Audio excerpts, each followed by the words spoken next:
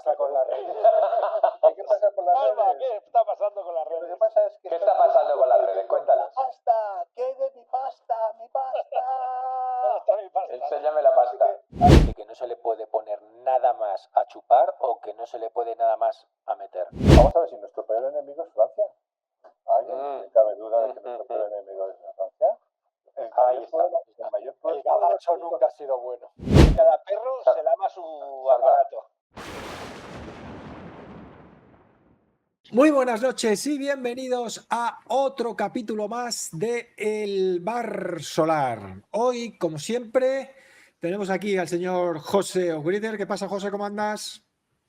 Muy buenas, ¿cómo estáis? Saludo. A ver si voy a empezar con el lag otra vez, que tarda un poco en contestar. Digo, no me jodas. No, porque tengo apagada la tablet. Fue la tablet. Como empiece con el lag, le echamos. Tenemos aquí al señor ¿De dónde vives? Fernando MacVolteo. ¿Qué pasa, Fernandito? ¿Cómo estás? Aquí estamos, por fin sol. Dios mío, estoy que me saltan las lágrimas.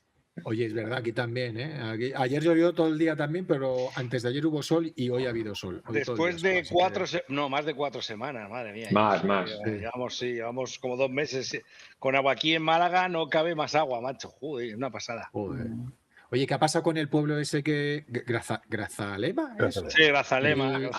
Ha presentado a Salva, macho, no os enrolláis, ha presentado a Salva. tranquilo. Sí. Ahora le iba a decir hola, a Salva. Pero Vale. Bueno, y tenemos aquí el invitado de hoy, Salva, que ya estuvo en un programa acerca de las redes eléctricas, que hoy vamos a repetir porque, como ya sabéis, llevamos Todavía ya no se han 3 enterado, avisos. ¿no? La gente no se ha enterado todavía. Bueno, el que no se haya enterado, llevamos, creo que son 3, ¿no? Otros 3 avisos que hemos tenido ya Tres Si fueran solo 3. 3 uyuyuis, llevamos bueno, 3 uyuyuis.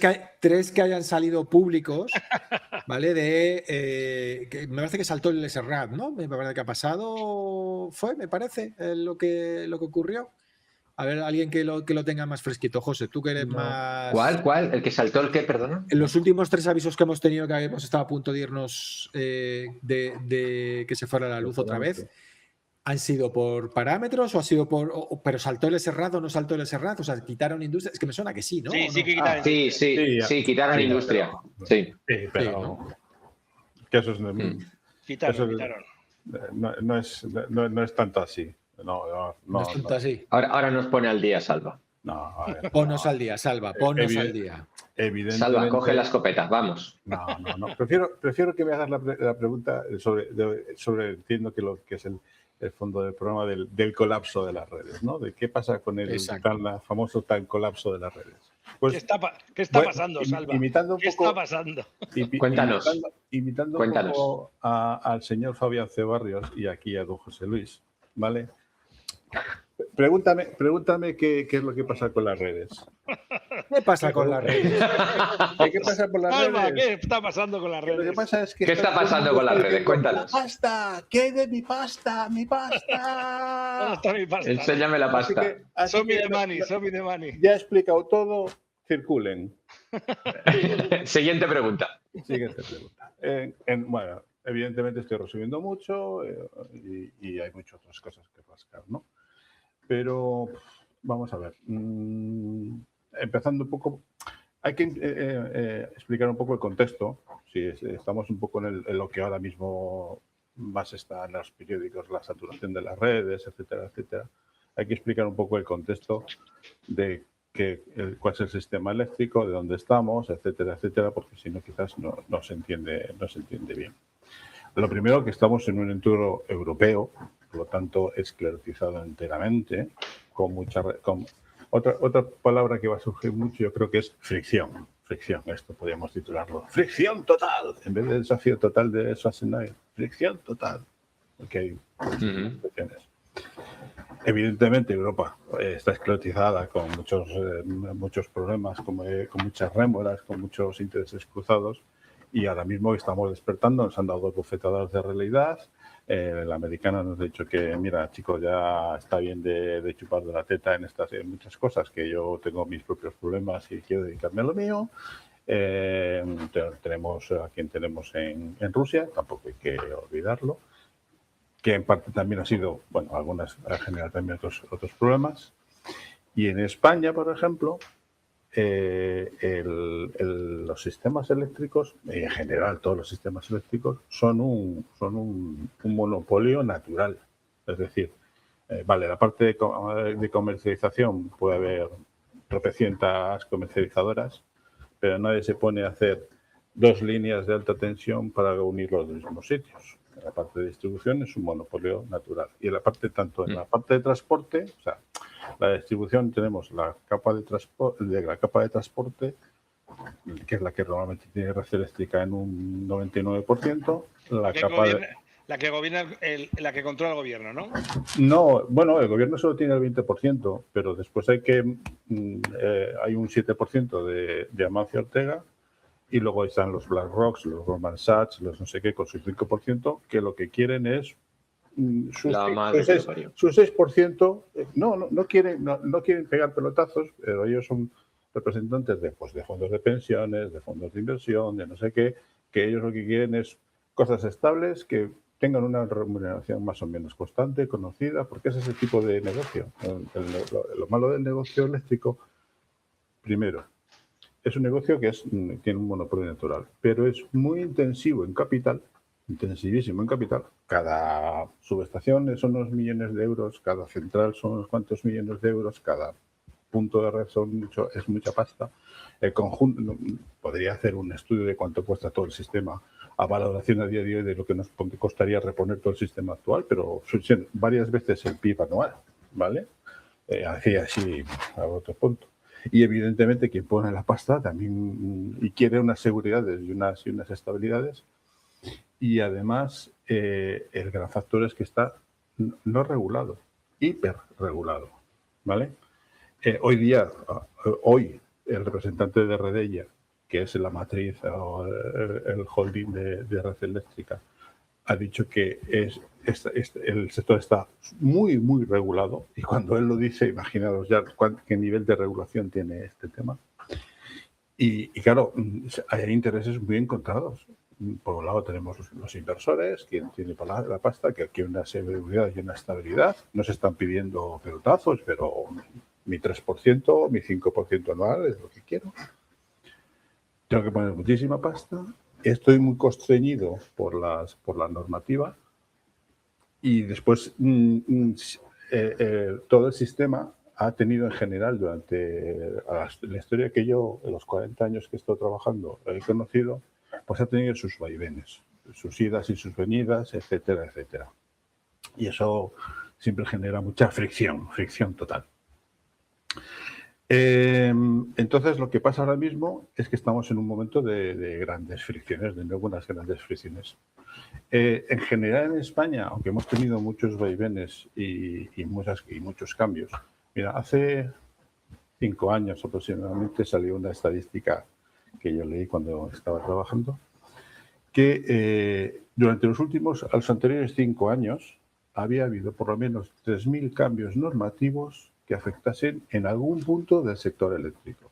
Ten en cuenta que, aunque antes lo he explicado rápidamente, el sector eléctrico tiene básicamente generación en distintas potencias, transporte, o sea, distribución en transporte de alta y transporte de baja, por resumir, y comercialización. En todos esos ámbitos, en 5 años, 3.000 cambios, que desde leyes, reglamentos, normativas, emisiones, normativa técnica, cambios o procedimientos operativos, 50.000 cosas. Como ¿vale? Los hermanos más, ¿no? La parte contratante es la primera parte. Claro. Entonces, es un sistema, o sea, no lo digo yo, lo dice el presidente Redella, muy, muy, muy, muy complejo. Muy complejo. En que hay muchísimos actores y cada uno tirando de su manta y de sus intereses muy lógicos, ¿vale? La pasta. Y la pasta. ¿Qué he empezado? La pasta. Por irnos un poco a la historia, ¿vale? Yo empecé en una empresa que se llamaba Electra de Riesgo S.A. Solo he firmado un contrato. En esos 40 años he estado en 7 empresas y yo no he firmado más contratos. ¿Por qué? Porque ha habido 50 evoluciones. Cada 5 o 6 años ha habido un cambio bastante fuerte. Y antes, cuando yo entré, las empresas eran verticales. Electra de Riesgo tenía centrales de carbón, centrales hidráulicas, distribución de alta, distribución de baja, comercialización, todo, completo. Y, hombre, evidentemente tenía que coordinarse con sus homónimos y no sé qué, que también algo con Red Eléctrica, que entonces estaba incipiente, estamos hablando del año 82. Y más o menos, bueno, pues había digamos, ya un statu quo, un mercado muy estable. Luego ya cuando vino el año 90 y tantos, ya empezaron con la separación de, por un lado, la generación, por otro lado, la distribución, por otro lado, la comercialización. Y eso empezó a generar ya tensiones, porque ya evidentemente ya Redesa ya era ya más importante, había que empezar ya al pool, a operar dentro de un pool, a ofertar en un pool, a generarlo, distribuirlo y comercializarlo cada uno en separado. Incluso en algún momento llegó al extremo de no solo que la misma, por decir, Endesa tuviese las tres empresas, la de generación, la de distribución y la de comercialización, sino que incluso llegó un momento en que, claro, como había connivencias entre los tres estamentos, se pensó en que incluso ni siquiera societariamente tuviesen ningún tipo de relación. Es decir, el socio que tuviese generación no podría tener distribución o no podría tener comercializadora. Eso al final no se hizo, pero hoy las grandes empresas, sí, hay muchas comercializadoras, pero las grandes empresas tienen su Endesa de generación, su Endesa de distribución, sus comercializadoras de regulado, la de mercado libre, etcétera, etcétera. Y aunque en teoría son empresas independientes, pues bueno, antes, cuando era todo uno, pues lo que yo perdía por la distribución lo ganaba por la generación o lo ganaba en la comercialización, y bueno, más o menos unas cosas con otras, y entonces también había precios tasados. Estábamos hablando en épocas, pues eso, del 82, de los años 80, y entonces más o menos, pues siempre, además las empresas eléctricas siempre son, y ahora lo que yo estoy ya jubilado lo puedo decir, son muy lloronas. Yo me acuerdo que cuando se partió el tema en mercados, lucharon por lo que se llama los costes de la transición a la competencia, las compensaciones del CTC. Es decir, ellos prácticamente habían dividido, o sea, mantenían su estructura organizativa, etcétera, igual que antes, pero solo que les habían puesto otra SA, otro NIF distinto a cada una de las partes, pero les compensaron por ese esfuerzo de dividir los negocios, etcétera, etcétera. Bueno, después vino el déficit de tarifa, etcétera, etcétera, y así en cada vez ha habido muchos cambios y muchos saltos, y ya te digo, es un mercado súper regulado. Son unos llorones, vamos. Sí, y claro, y hablando ahora mismo, ya con la comercializadora ya lo tienen claro, como se comercializadora, los de generación más o menos pues están con el pool y cómo se genera. Hay otros problemas también que luego quizás hablaremos. Tienen también sus propios problemas, pero ahora veremos en la parte de distribución. En la parte de distribución, realmente el tema está en que siempre se han quejado a las empresas de cómo se les retribuye.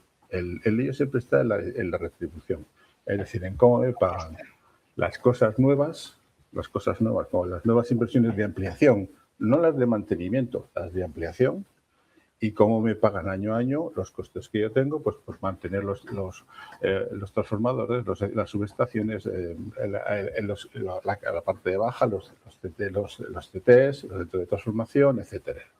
Entonces, eso siempre ha sido la gran lucha en la parte de distribución. Y esto no es más que el reflejo de lo mismo venido a más. ¿Y por qué está tan venido a más? Bueno, mi opinión, y esto es opinión mía, ¿vale? Pero sí, hay que leer entre líneas, yo creo que es fácil. Voy a intentar ser lo más aséptico posible y no irme por un lado o por otro. El mayor problema para mí es cuando empieza el apagón. Pues había antes sus líos y ustedes empieza el apagón. Y entonces ya el gobierno empieza a atacar a las generadoras y a las distribuidoras. Las distribuidoras también la red eléctrica defendiéndose.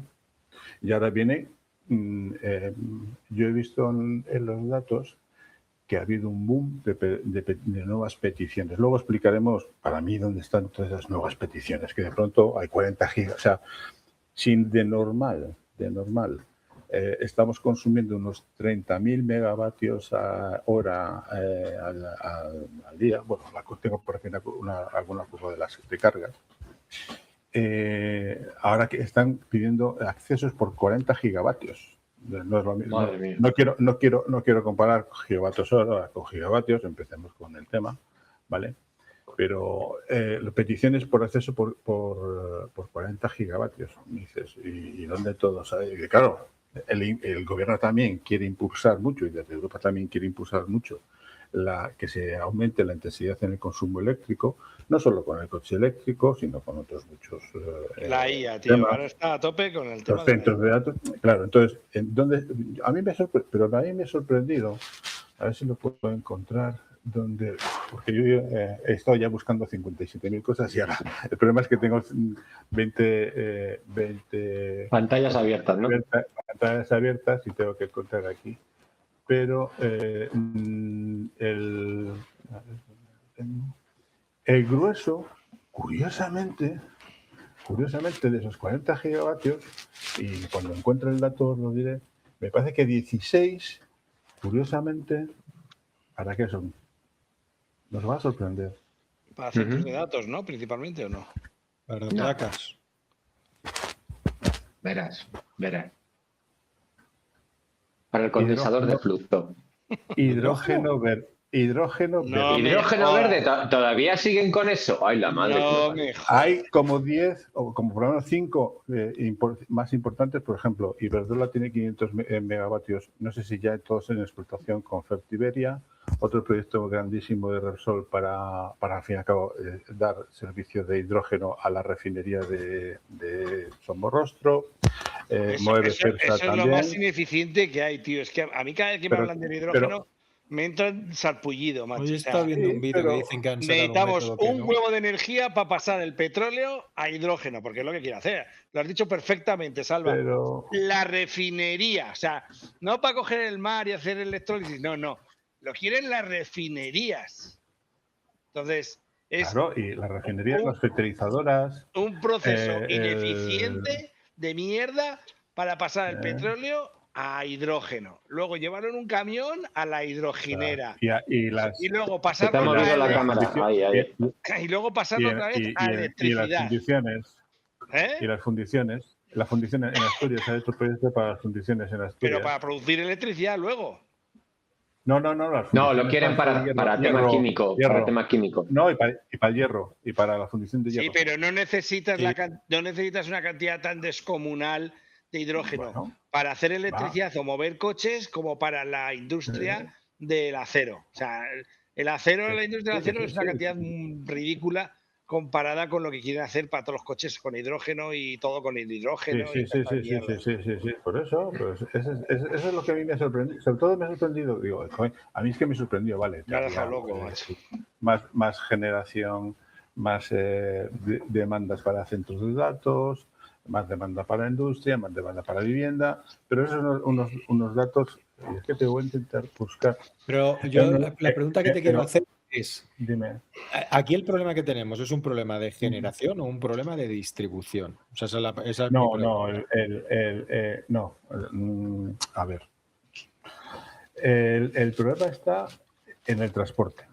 La saturación de las redes, pero claro, depende en la distribución y en el transporte. Al fin y al cabo, en distribución de alta y distribución de baja. Entendiendo por distribución, la electricidad se produce, hay que llevarla a algún sitio, sea en alta, baja o lo que sea, para no meternos más técnicos. Entonces, ¿cuál es el...? ¿Puedo compartir aquí pantalla? Sí, puedes. Pestaña... El proceso totalmente ineficiente de Pero yo estaba viendo esta mañana que han conseguido sacar un nuevo sistema que por lo visto reduce muchísimo la ineficiencia del hidrógeno. Sí, lo he visto esta misma mañana. Sí, de acuerdo, pero ten en cuenta que de laboratorio a pruebas piloto a ser industrial... Ya. Eso es como todo, hasta que realmente eso valga o no valga. Pero a ver, hay que pensar que hay cierto tipo de cosas que porque dicen, no, para los coches... Pero vamos a ver, el problema está que el hidrógeno... Eso está jodido. Pero vamos a ver, el hidrógeno es un gas que es sea, el hidrógeno cuesta muchísima energía separarlo de Sí, cualquier Fernando. cosa. Ujú. Entonces, Pero hay, al pero final, Fernando, que sí, pero hay ciertas funciones o hay ciertas aplicaciones que no hay otra manera que si no lo haces con hidrógeno por un tema Claro. de densidad energética. Es que si no, ¿cómo vuela el avión? Si no utilizamos para que vuele el avión, gasolina. sí, Ujú. pero si no quieres utilizar gasolina, ¿cómo lo hace volar? ¿Entiendes lo que te voy a decir? Sí, pero Sí, bueno, pero el primero, hidrógeno, Gasolina, lo el primero que hidrógeno, tenemos que no, pensar no. es en los coches. Lo primero que tenemos No. que hacer es que todos los coches dejen de usar gasolina. Porque eso ya Ujú. la densidad energética es suficiente para que los coches sean todos eléctricos. Los aviones Ujú. todavía no. Y los barcos yo no lo sé, porque al final los barcos, como Pero, están ahí en pero el no agua. se refiere a eso, Fernando. Lo que se refiere Luis, que hay ciclos industriales que necesitan hidrógeno, nitrógeno, No, cosas que la totalmente de acuerdo, necesitan. La necesitan. totalmente que sí, pero que hay cosas que para trabajar en la industria necesitas hidrógeno, pero nos estamos intentando forzar a meter el hidrógeno donde es totalmente innecesario. Otro para el que es una muy buena idea el hidrógeno es para los centros de datos. Porque cuando tú Sí, claro. el hidrógeno produces electricidad, por el mismo precio me das agua. Con lo cual, lo que es la refrigeración del centro de datos es como quien dice gratis. Con lo cual, me sale baratísimo correr ese centro de datos. Todo lo que sea cerrar un ciclo es maravilloso. Es que hay muchas aristas. Es que a veces es como que no, ya está. Es como que bueno, hay aristas. No, pero si el hidrógeno cosas se que hay que utiliza, verlo. el hidrógeno se utiliza y es A algo ver, que se puede usar para muchas cosas, pero para sí. mover coches a día de hoy no tiene sentido. Pero si el problema de hidrógeno es su densidad en modo gas es bajísima. A ver, mi hermano trabaja en Mercobusa, que es una empresa, es una filial de Mercedes que hace autobuses y han hecho pruebas con el hidrógeno. Tienen que poner unos tanques de fibras de carbono reforzadas, no sé qué, pim pam, Sí, que aguantan un disparo. Aguantan un disparo de un rifle 50. Porque tienen que aguantarlo. Unas resinas alta presión. especiales. Unas resinas. 200 atmósferas. Entonces, y fuera parte, es altamente corrosivo. Destruye el acero por dentro, tienes que revestirle. Por eso no se puede mezclar normalmente. Sí, una burrada. Por Una burrada. las No tuberías. es que lo de destruya, es gas. que se reacciona con él y se hace otra cosa. Claro, no, y es una molécula tan fina que no le puedes poner una válvula A los normal y metales sí. corriente. A los metales sí. Por eso que no le puedes poner una Escapa válvula por todos normal, lados, sí. escapa por todos lados, tienes muchas pérdidas, ¿vale? Fuera parte de la parte no solo de generación, tienes que comprimirlo, tienes que almacenarlo comprimido en altas atmósferas, etcétera, etcétera. Para mí no es un vector. Puede ser en un sitio estático. E.ON tenía un piloto de un parque eólico que tenía un electrolizador y una célula. Y entonces utilizaba el hidrógeno como almacenamiento, como si fuese pila de vanadio, de estas, ¿cómo se llama? De redox, pero solo que con hidrógeno. Vale, bien, en un sitio estático puede tener cierto sentido. Para mí, transportar hidrógeno por tubería o por esas cosas, hay un par de proyectos, el MEC de que quieren hacer entre Barcelona y Marsella y cosas de estas, pero yo Almacenamiento, sí. Pero me parece que son, no sé, de momento una inversión brutal. Redox, sí. Y no sé, yo de momento ahí no lo veo. No lo veo porque el retorno energético, lo que gastas en generarlo, comprimirlo, transportarlo, etcétera, etcétera, después no lo obtienes. Tienes un retorno muy, muy bajo. Sí. Entonces, personalmente, el rendimiento es una salvo que me digas, no, a través de amoníaco, pues a lo mejor con el amoníaco, que ya es otro tipo de molécula que se puede transportar mucho mejor, no hace falta transportarlo digamos, es líquido, o se puede transportar el líquido de manera más fácil, etcétera, etcétera. Ojo con el amoníaco, que es tóxico como la madre que lo parió. Sí, pero ya es otra forma de transportar hidrógeno, ¿entiendes? Muy distinta. No tienes ese problema tienes problema de corrosión, pero no tienes un problema de atmósfera, no tienes un problema de que es una molécula súper fina, se te escapa por todos los lados. Sí, no, desde luego, sí. Entonces, volviendo un poco al tema de la saturación de transporte, este es el mapa de calor que me ha hecho la IAEO con los informes que hay. No sé si lo estáis viendo. Sobre todo, el mayor problema es este. estos son donde hay muchas subestaciones que Pero tienen... la industria conoce muy bien el amoníaco porque se usa mucho en refrigeración el amoníaco. Sí, Sí. muchísimo, sí, lo sé. Te vuelves a tener mucho la G, José Luis. Otra vez la G, José. Volvemos a lo de El siempre. hexafluoruro de... No sé, José, si está ahí. Sí, tiene la G otra vez. Porque habla y no se le ve en el este. A ver, y además es que también volvemos otra vez a la lucha. Como os dije, es un sistema, un servicio muy regulado. ¿Qué está pasando? Vale, entonces en estas zonas tenemos muchas subestaciones de red de transporte y de alta en distribución que están en teoría, no tienen ya más posiciones o están ya con capacidad cero. Es decir, no pueden añadir más. Lo que tienen ya están, en teoría, saturados. Exactamente. Pregunta estúpida, perdona que te interrumpa. ¿Están saturados de que no se le puede poner nada más a chupar o que no se le puede nada más a meter? ¿Sabes lo que te quiero decir? Pues mira, si ves una noticia periodística, a ver si te la encuentro, ¿cuál es el problema? Que se han cambiado los criterios de valoración de la saturación de las subestaciones. Entonces, ahora mismo hay subestaciones en que las distribuidoras tienen conseguidas unas potencias, pero por un criterio de reevaluación de esos criterios, ahora mismo esas instituciones están sobresaturadas. Sobresaturadas. Punto 2. En muchas subestaciones se llaman posiciones. Posiciones son, bueno, si yo tengo un pórtico para que me entren ahora mismo 5 líneas con capacidad de crecer otras 3 más, por ejemplo, ¿vale? Pero ya de la generación de la subestación, y aquí cuando he leído, a ver, yo no soy un auténtico experto en la distribución, a mí háblame de los escalas de generación y de la ciberseguridad de las escalas de generación y te podría contar muchas cosas. En distribución no soy tan experto, pero lo que sí te puedo decir, lo que estoy leyendo en prensa y otras noticias, es que el problema está que al tener una asignación fija y ya prevista de que hay tantas posiciones y tantas previstas para generación y tantas para demanda, y ya digamos como prefijadas, ese cambio de uso, es decir, mira, no, es que aquí en esta subestación tenemos una posición de generación que no se está empleando, que está vacía, podríamos emplearlo para demanda.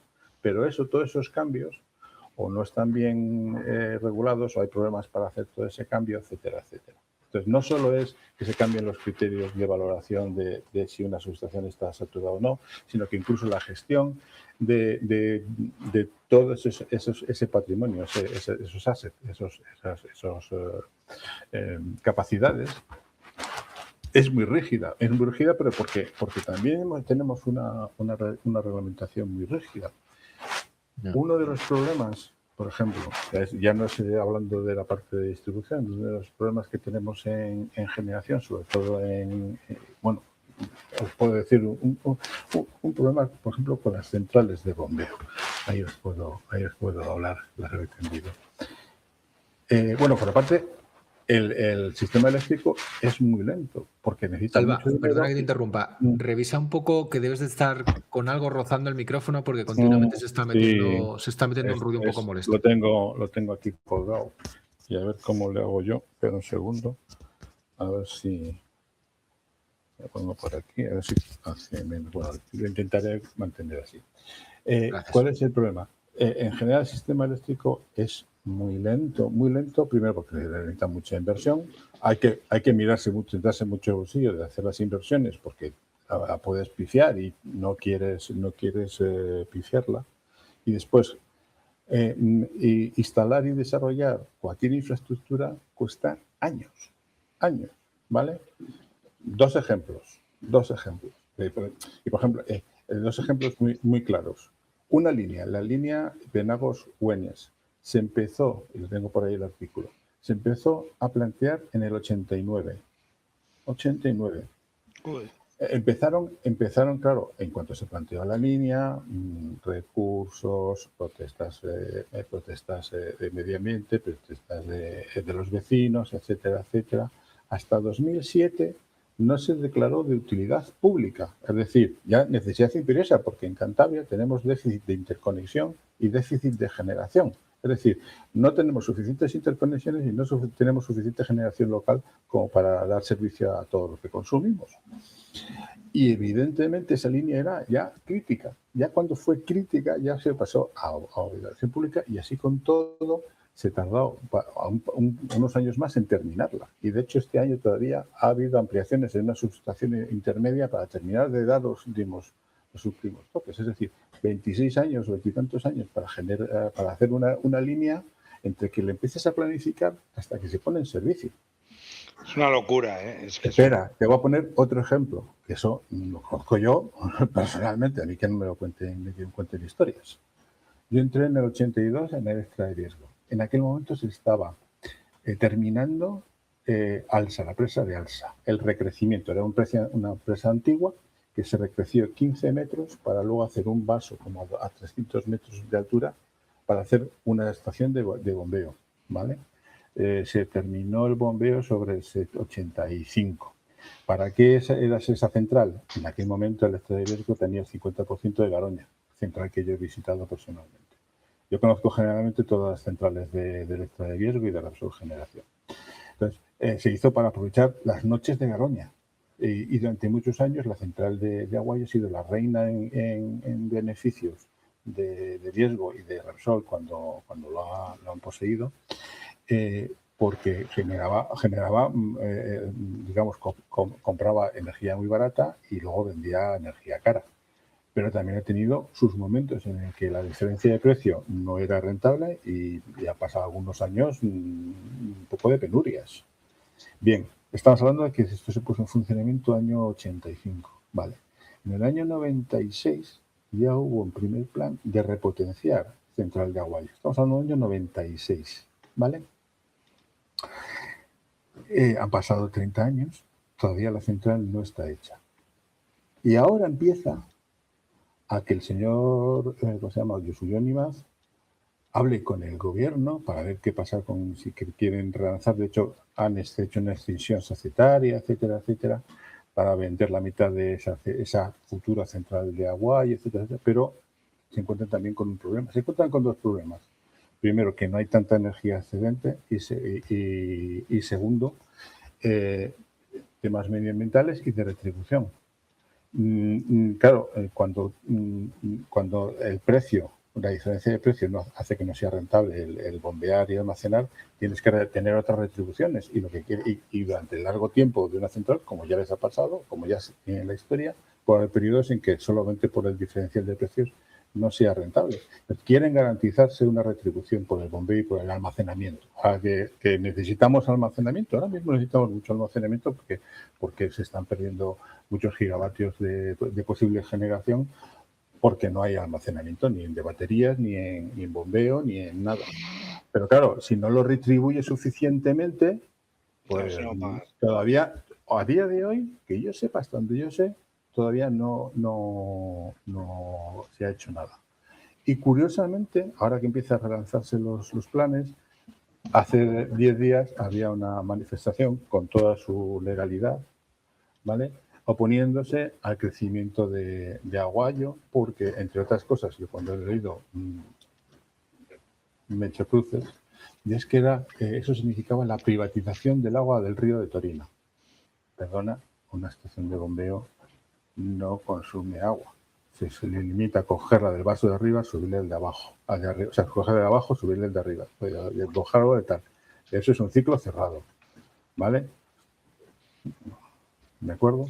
Y que si la subestación que hay allí genera unos problemas al pueblo y no sé qué, no sé cuánto, digo, esa subestación está ahí de toda vida. Lo único que se va a hacer es ampliar en futuro, cuando pase, ampliar la línea entre la central y esa subestación que es de red eléctrica porque es de transporte. Claro, ya la línea que venía de Garoña ya es de red eléctrica y la central pues pertenece en su mayoría a red eléctrica y solo se va a cambiar una línea que no tendrá ni 3 kilómetros, pues puede pasar de 345 megavatios a 1.400 megavatios.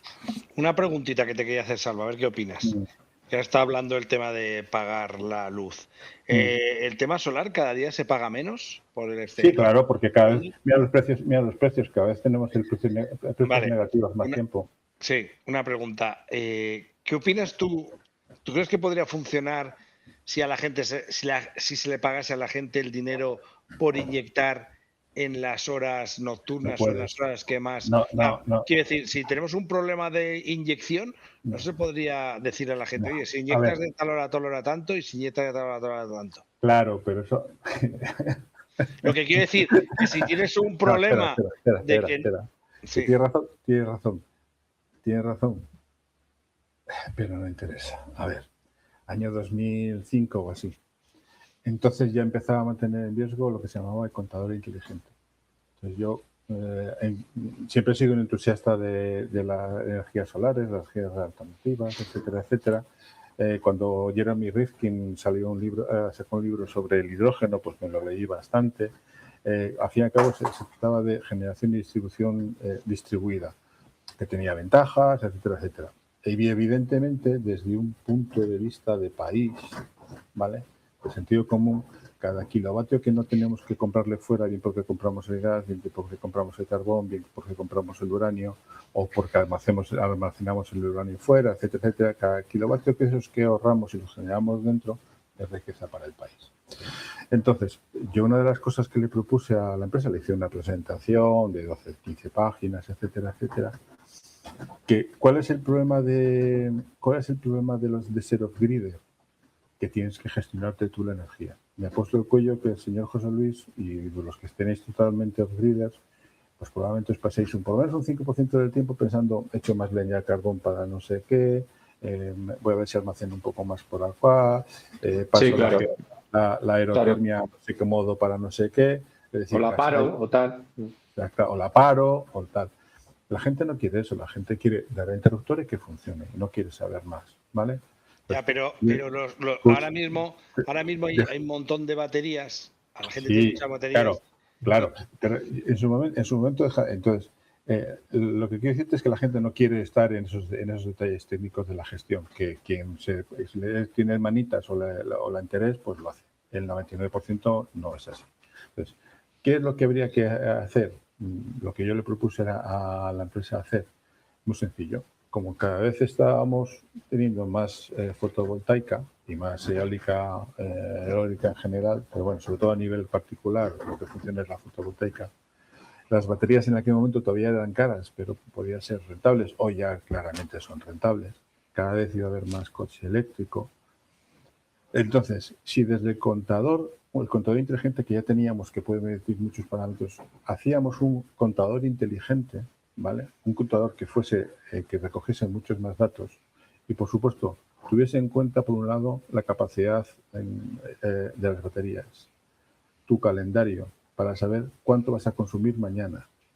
Tener, como ya tenemos los informes meteorológicos de cuánto vas a poder generar mañana, estoy haciendo también aprendizaje automático, en aprendizaje de máquina, cuánto ibas a gastar, etcétera, etcétera, con todos esos condiciones y de los precios que iba a haber al día siguiente o a los varios días del precio de la energía, hacer para cada cliente, a través del contador inteligente, la gestión de esa energía, de tal manera que para el cliente fuese transparente, se vendiese como un servicio, el cliente en los momentos que fuesen más convenientes para él pudiese coger energía de la red o volcar energía de la red si fuese más conveniente y, digamos, ser un actor más. Pero claro, eso suponía pues mucho más cálculo, etcétera, etcétera. Pero claro, eso tenía que ser, no me vale el inversor, tiene que ser un home assistant o parecido, o en aquel entonces en el contador inteligente yo pensaba que podíamos hacerlo. La respuesta de la empresa es decir, no, nosotros no estamos interesados en esa parte de la industria. No somos una empresa industrial, somos una empresa de comercialización. Esta mañana he estado en una reunión con una empresa que hacen exactamente eso. Es decir, pues lo que hacen es... Y además le dan una vuelta de hoja que la verdad que la idea me gustó mucho porque ellos lo que hacen es te gestionan tu batería. ¿Para qué? Te la carguen y la descarguen, todo ese tipo de cosas, cuando a ti más te interesa rentablemente. Pero en la vuelta de hoja que me parecía espectacular es, vale, ¿el Serrat paga pasta por decir que si bajo no sé cuánto el consumo en un momento dado me das dinero? vale, pues yo como tengo 50.000 usuarios, Mm. puedo bajar el consumo poniendo las baterías a producir de mis 50.000 usuarios o de 20.000 o de 10.000, de los que sean, los puedo poner a producir y bajar los kilovatios que necesite, que tenga yo por contrato acordados con la compañía, con la distribuidora, para hacer de ese RAD. Es decir, quítame 1.000 kilovatios, yo te los quito, no te preocupes. Empiezo a todas mis baterías, a ponerlas. ¿Pero te refieres en la parte de generación o en la parte de demanda? Es que en el sistema eléctrico siempre hay, y luego claro, y eso afecta también al transporte. Eso impacta en la red de distribución. A ver, lo que me han contado esta mañana es, en los casos en los que cortan a las empresas porque hay falta de producción. Pero eso, evidentemente hay días, pero es que se emplean muy pocos días al cabo del año. Que no digo que no haya 3 días al cabo del año que se empleen. Pero da igual, que lo puedes hacer al revés. Puedes poner las baterías a cargar si lo que necesitas es producir. Sí. Da igual. Sí. O sea, si el rollo es que si tú tienes control de 100.000 baterías, me invento el número. Sí. Es que a ver, eso la es gracia. la gracia del sistema. Pues es que ya hay empresas que lo hacen. Sí. A nivel empresa, o sea, es decir, no a nivel Iberdrola, es decir, que ya hay unas empresas que lo hacen. Que la idea era que ponernos en la cabeza y en la posición del cliente, darle un servicio de valor añadido al cliente.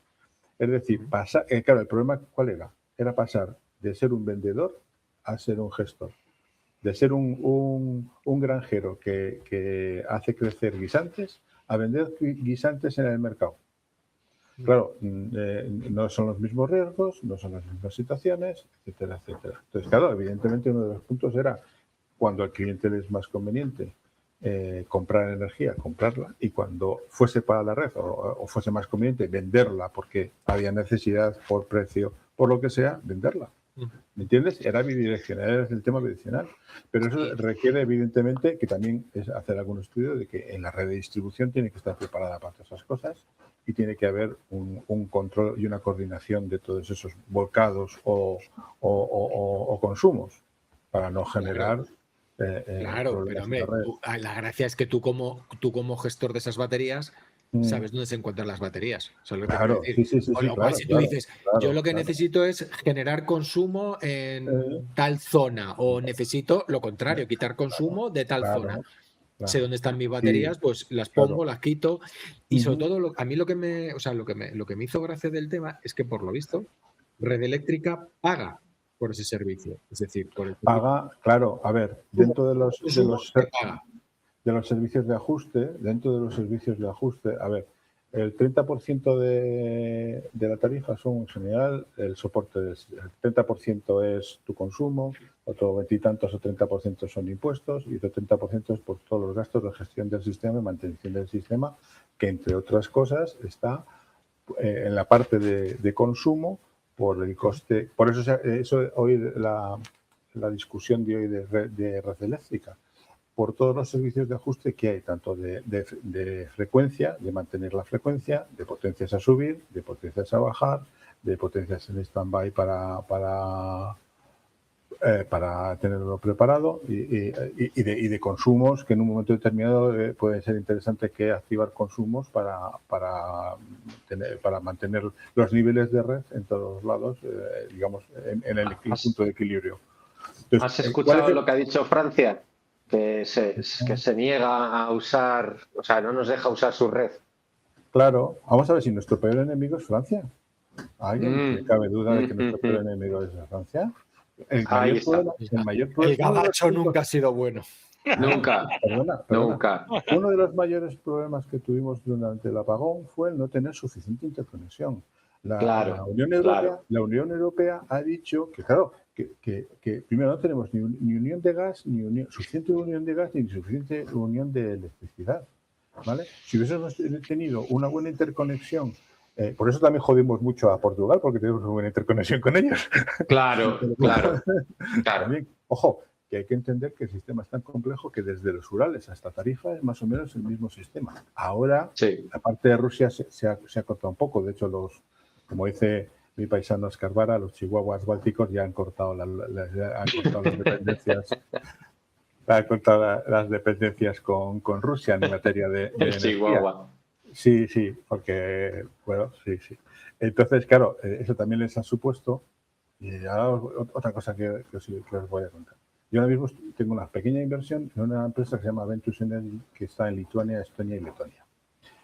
Claro, todos esos proyectos son o solares o eólicos, también de producción de calor, pero todos van con batería. Y joder, digo, ¿y por qué aquí no se ha puesto con batería? Claro, el otro día viendo la tabla de precios de la energía en Letonia, el precio medio está en 210-220 euros el megavatio en el pool. Teniendo en cuenta que aquí está entre 50, 65, 70, a veces se ha disparado. Pero hoy en día esos son los precios. Hay veces hay días de días negativos. Ahora tenemos muchos días con todos estos temporales de días negativos y a las 8 cuando hay un cambio ahí en la generación hay un pico en el precio. Lo veis en el ESIOS. Entonces, claro, pero a 200 euros... No hay pico en la inyección solar. O sea, la inyección solar es una mierda. Sí. Como que no hay pico en la inyección solar. Ahora casi todo el mundo, la mayoría de la gente tiene el contrato fijo, o sea, un precio fijo por la luz. Sí, por la luz, pero cuando te la compran, dices. Claro, cuando no te la compran. Sí, pero porque la tienen referenciada o la quieren tener. Claro, el que compra quiere comprar más o menos unos precios más o menos estables para tener un precio conocido, ¿sabes? Y luego ya ajustará él con los pero futuros si de la siguen electricidad. bajando el precio de la luz, al final la gente no va a inyectar. Bien, claro, por supuesto. Es que, no, a ver, yo personalmente, porque en mi casa no puedo ver físicamente y porque evidentemente tengo un contrato, y eso es, bueno, pues una cosa, tengo un contrato de empleado y el precio es menor que el de mercado. Que pago los mismos impuestos, ojo, pago los mismos impuestos y encima pago IRPF por especie, por esa diferencia. O sea, que tampoco hay tanta diferencia, ¿vale? Pero claro, tampoco... Entre que no puedo y tampoco tengo un driver, una diferencia tan grande, no lo he puesto.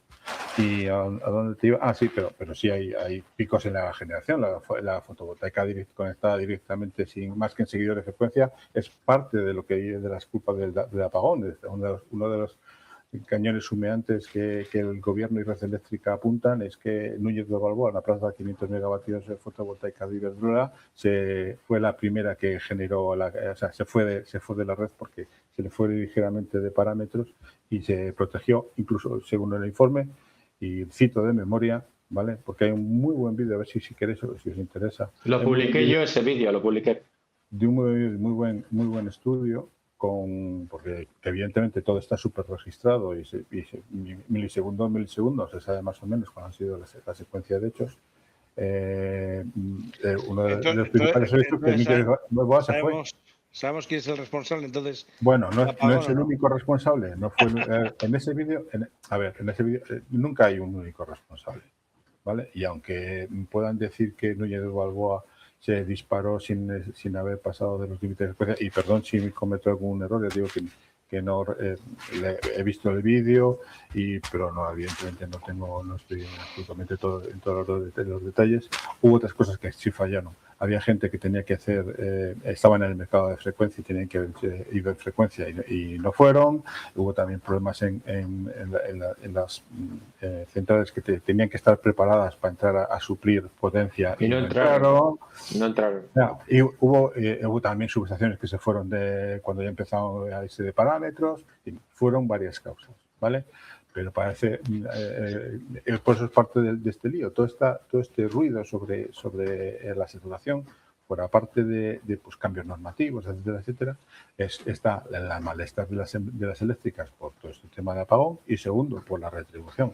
Ya parece que bueno, todavía no están contentas con el marco retributivo porque según ellas tienen que retribuirlas al 7% por el mantenimiento de la red y les tienen el 6,58 cuando venían de un 5,75 y anteriormente yo creo que cuando hace ya tiempo era incluso ligeramente menos. Siempre ha sido el marco retributivo, siempre ha sido para la distribución su espada de Damocles. Y evidentemente pues ahí están el malestar y claro, en cuanto me cambias a mí un poco los parámetros y no sé qué, no sé cuánto, pues chillo y me quejo, y si encima me estás diciendo que tengo que ampliar mis inversiones para dar servicio a 16 gigavatios de de hidrógeno verde, más los centros de datos, más no sé cuánto, pues ¿qué hago? Voy a mis palmeros y empiezo a chillar diciendo que es que no puede ser, que estamos saturados, que no se va a dar servicio, que se va a caer la red, etcétera, etcétera.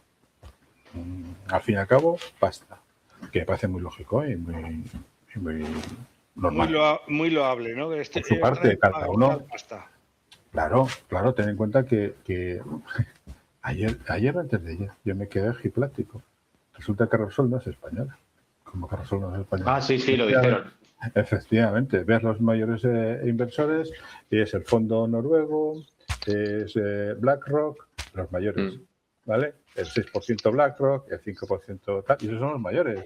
Entonces, ¿de qué estamos hablando? Claro, ¿qué quieren? Su dinero, lógicamente su inversión, ¿vale? Y entonces en eso estamos. ¿Qué formas de obviar o tratar de paliarlo todo este tema?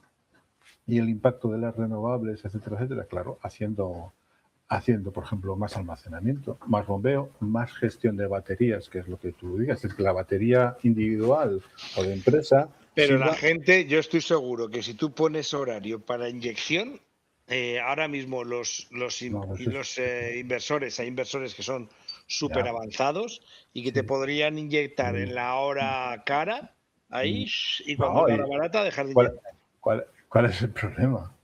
Ahí viene la que antes comentaba. No, ahora te comento. La batería está muy barata ahora mismo. Fíjate, Luis vive rodeado de baterías. Pero eso lo que estás hablando no es de la inyección, lo que estás hablando es de la gestión de la batería por parte de un tercero. Sí, claro. Sí, pero tú le puedes... un tercero. Pero gestionar tu batería... No, pero igual que hay un horario... Yo tengo un horario de tarifa cara, tarifa barata, tarifa valle, tarifa tal. Todo eso está regulado y es constante. Entonces tú podrías decir, oye, por la noche, ahora que por ejemplo la gente, yo qué sé, que todos los coches eléctricos se ponen a cargar por la noche, pues necesitamos más luz por la noche. Entonces dice, oye, los que tengan batería, que inyecten por la noche. ¿O no sería factible eso? Te la cuento. Eso es que es otra cosa muy curiosa. Hablamos de la hiperregulación. Vale. ¿Te has caído? No, Signa. Sí. Se ha caído la aplicación. Un segundo, ya. No sé por qué. Vale. ¿Qué pasa? Evidentemente las fotovoltaicas, las eólicas no tanto, pero las fotovoltaicas, ya los inversores, las eólicas tienen otras características, pero hablando de las fotovoltaicas, los nuevos inversores ya pueden formar red, ya pueden, digamos, compensar frecuencia, compensar la reactiva, podrían entrar en el mercado de energía a subir, es decir, añadir más potencia en un momento determinado, si tienen baterías, o de bajar potencia, o consumir para también. Pero, aunque eso no está ni el reglamento técnico suficientemente aprobado, ni tampoco el mercado para que puedan participar. No me digas si ahora en este momento ya está aprobado el boletín, etcétera, etcétera, porque yo evidentemente no estoy en el día a día de la legislación, pero eso en noviembre y diciembre se estaban quejando las fotovoltaicas de que pudiendo participar con los inversores modernos en los mercados de frecuencia, de potencia subir y potencia bajar y otros mercados de regulación, no están los decretos técnicos y económicos para hacerlo.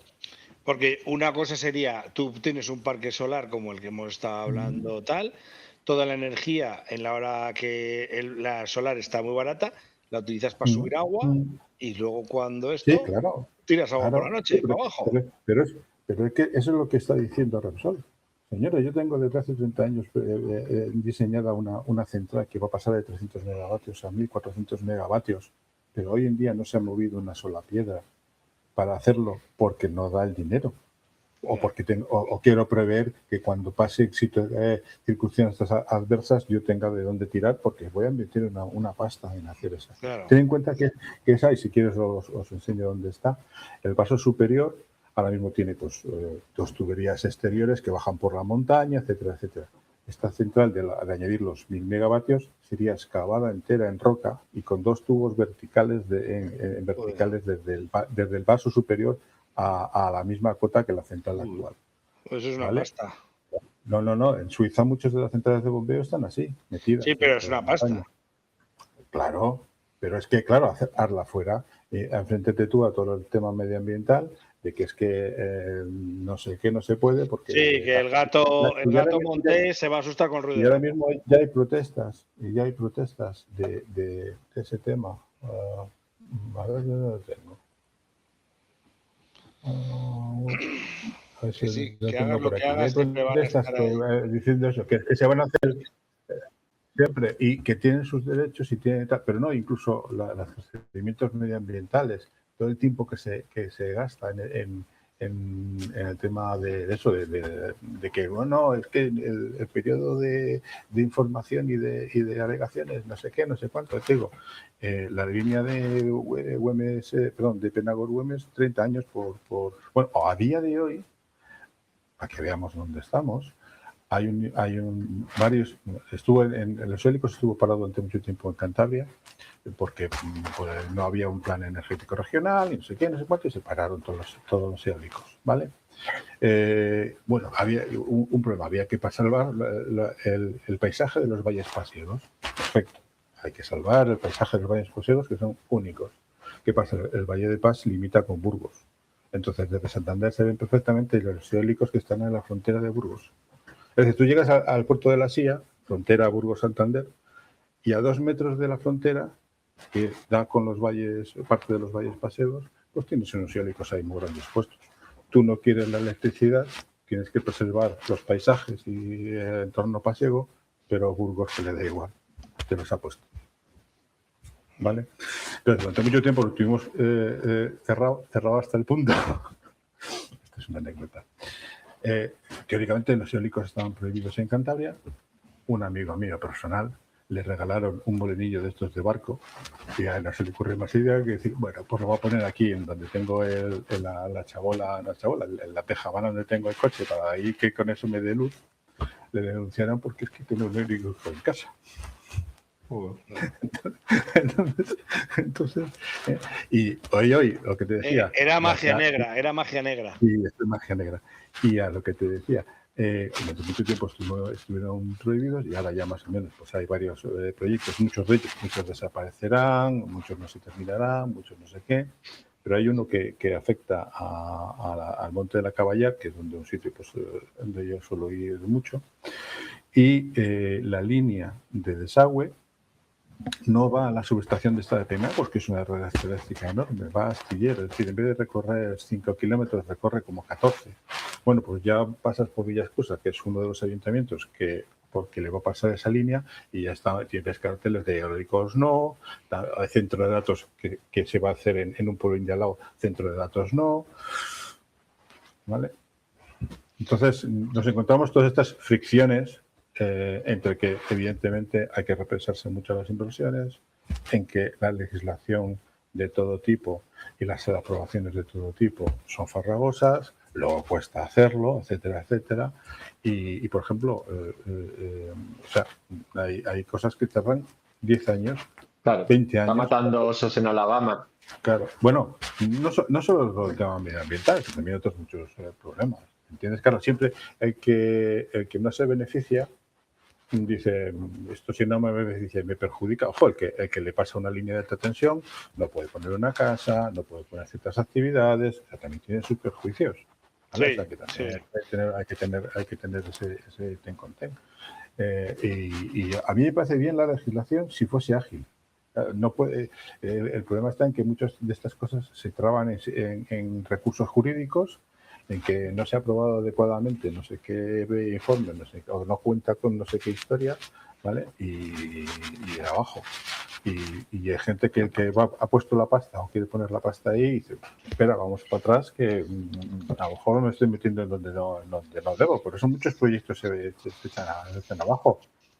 Es muchísimo dinero. Es que ahí en esas cosas siempre estamos hablando de millones de euros. Millones. Claro, es el que mete millones de euros, no se quiere arriesgar a que se gaste, yo qué sé, 40 millones de euros en una cosa y de repente no la puedan poner en marcha ni recuperar dinero por una gilipollez. Es que somos conscientes de la cantidad de dinero que hay en juego.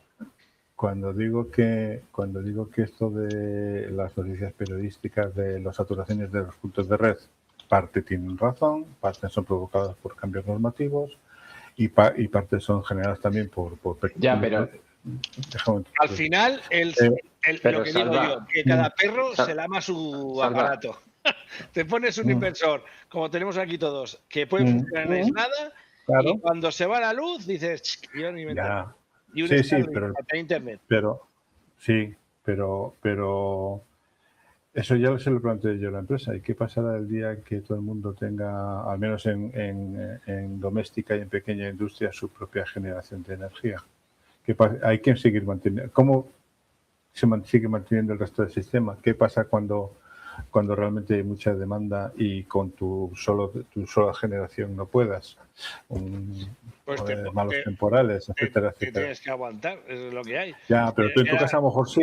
Tú en tu casa a lo mejor sí. En la panadería ya mal, en la pequeña fundición peor y en la fábrica de coches en te cuento. Pero si esta gente le están cortando la luz, o sea, el otro día quitaron la luz a no sé cuántas empresas por el tema de que hubo una bajada. ¿No? Sí, pero eso es un tema que no digo que no sea. No, a ver, yo no digo que no haya problemas, pero ten en cuenta, a ver, no tengo las estadísticas, pero grosso modo el 99,9% del tiempo, del 97% de la potencia está funcionando. Evidentemente yo digo que puntualmente no haya problemas, pero vamos a ver, apagones en España yo solo he conocido uno en 65 años. Y creo que si nosotros tenemos entonces, por lo menos desde la guerra, así apagones tan generales no ha habido. Otra cosa que hace tiempo los sistemas eran distintos, etcétera. Sí, pero es verdad que un apagón en toda España ha habido uno, es histórico, tienes toda la razón. Sí, ahí hay que darte la razón al 100%. Pero también te digo una cosa, o sea, apagones locales en la zona donde estoy yo. Ahí, o sea, llevo una semana, la semana pasada, se fue la luz como 3 veces o 4 veces. O sea, quiero decir, una cosa es que se vaya la luz de todo, pero muchas veces amigos. Está hasta los huevos, ¿sabes? Que dices, macho, o sea, es que una semana se vaya 4 veces la luz, a mí me da igual, pero por ejemplo, que no. Me da yuyu coger el ascensor, porque digo, coño, una de los apagones fue 2 horas. El AVE, el ascensor, joder, claro. Tú no coges nada, ¿eh? No, te quiero decir, pero es verdad. Sin embargo, coge aviones todos los días. Porque los aviones no tienen nada que ver. Joder, los aviones tienen los sistemas duplicados, triplicados. No hay ningún sistema que sea de una sola cosa en un avión. O sea, en un avión no se deja todo en una sola cosa. Y es algo que me parece increíble, que el tren... Tú eres un cagueta. Cuando quieras, ven conmigo del parapente. No, hombre, no, yo no me subo en un calzoncillo con un motor. No pasa, tío. ¿Ves? Pero eso no es un avión. Eso es un calzoncillo con una corta césped en la espalda, tío. Yo no tengo nada duplicado. Es más, si puedo, quito. Escúchame. Lo que no está, no se estropea. Yo a partir de 2 motores. Lo que quieras a partir de 2 motores. Bueno. Parece una tontería, pero a mí ya se me ha parado uno más de una vez y dices que funcione el otro el rato que queda. Está muy claro que la hélice solo es para evitar el sudor del piloto. Y si no, quita la hélice y ya verás cómo suda. Apagas la hélice y empieza a sudar el piloto. Totalmente de acuerdo. Claro. O sea, la hélice, o sea, cuando tienes tu fase de adolescente descerebrado, pues haces muchas cosas que luego cuando ya tienes cerebro, cuando la parte frontal del cerebro se desarrolla, empiezas a decir, uy, la que había podido liar en todas estas ocasiones.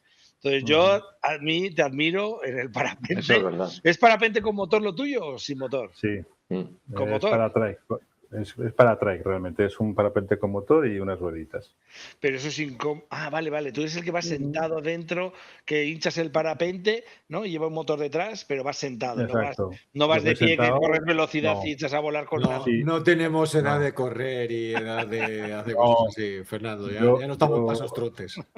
Yo le he puesto, siempre a las cosas le he puesto 3 ruedas. De hecho, la moto la tengo de 3 ruedas. Sí, ¿no? Mínimo 3 ruedas. Eso no es moto. Si es de 3 ruedas, no la llames moto. Más de uno estará diciendo lo mismo. Ya, espera. Yo con la Suzuki tuve 3 sustos, con esta llevo 10 años y no ha pasado nunca nada.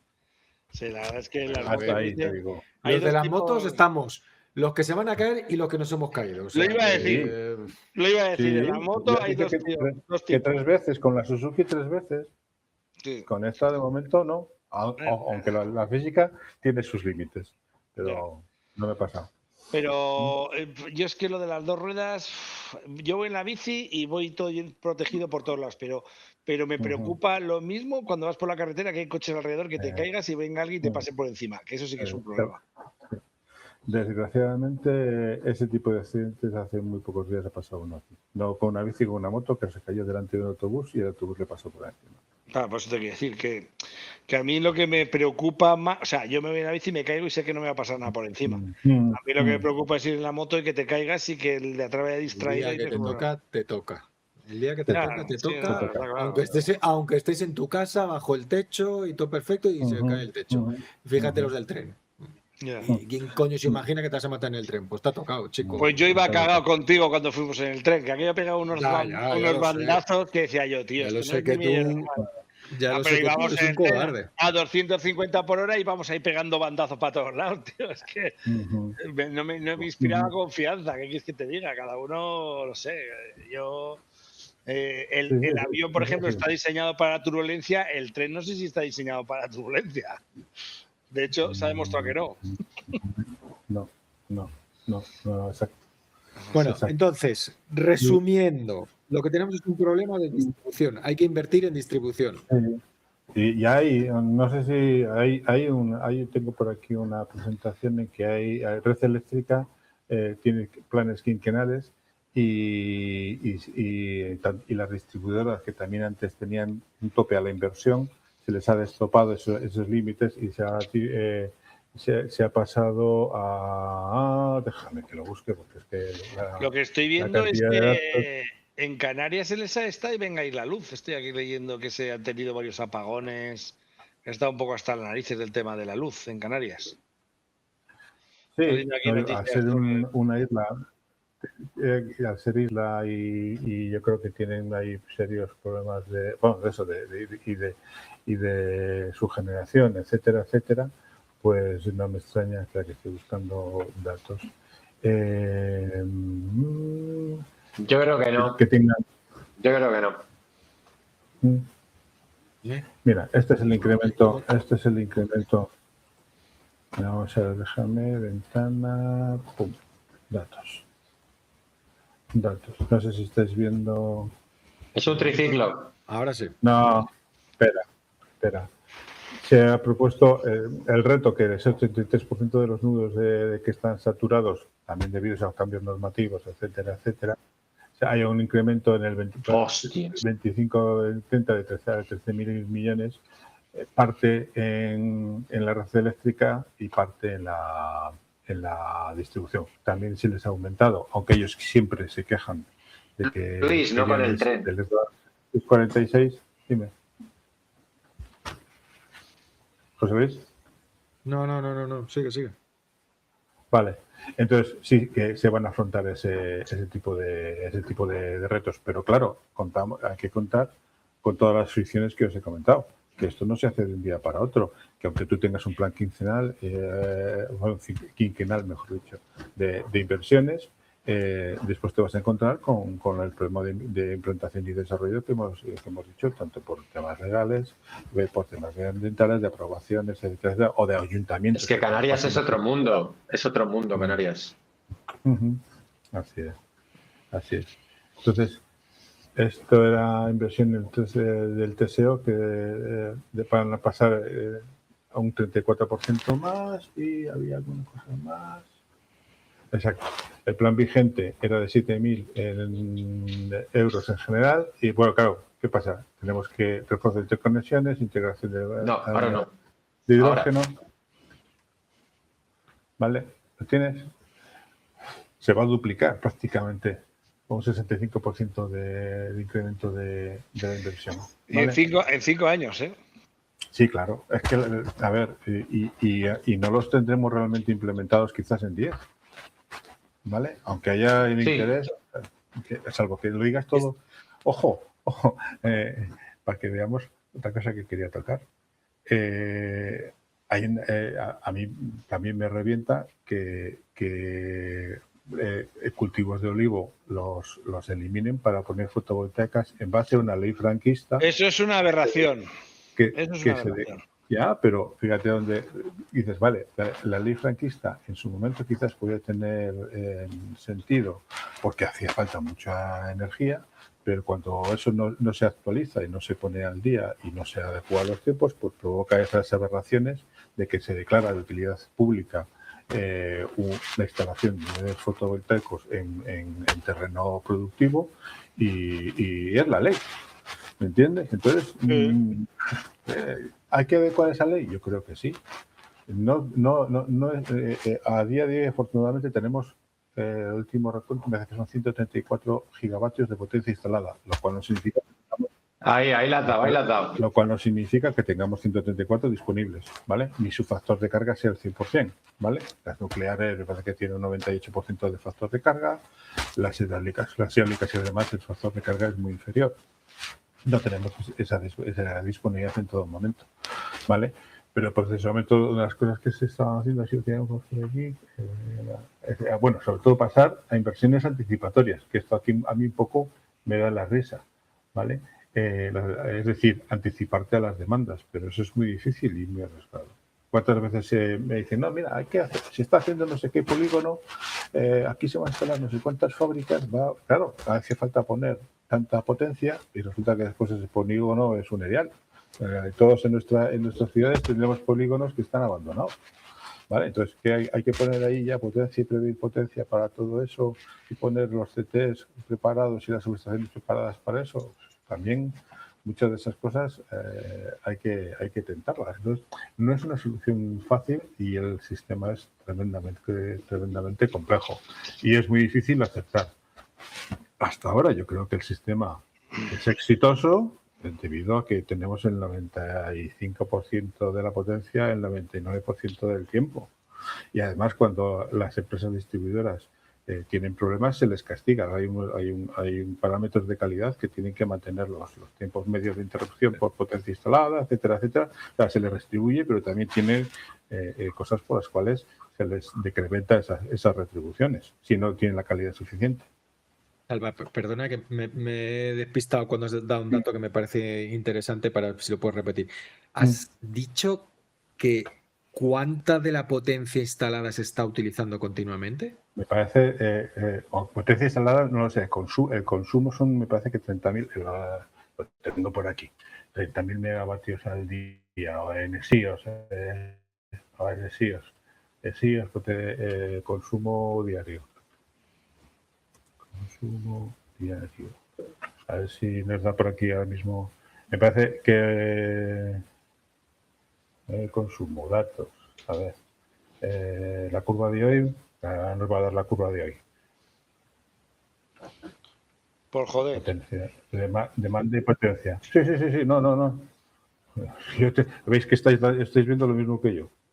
¿Vale? Disponible 40.000 megavatios. La solar es una parte bien grandota, ¿eh?